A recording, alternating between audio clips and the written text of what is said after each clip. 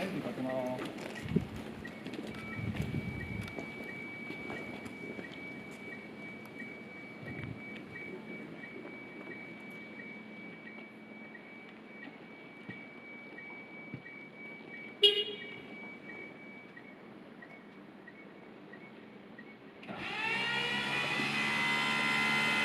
おおむね30秒くらいでエンジンがかかります。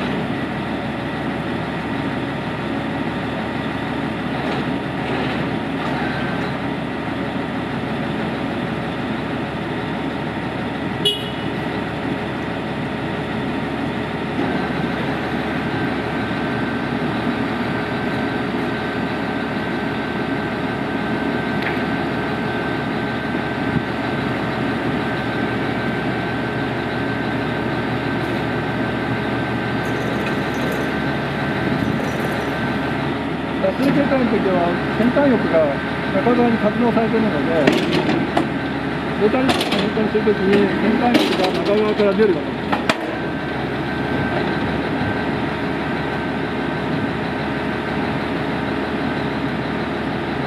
で全員が形態が変更されると、今度声の方が自動的に形態が変更されます。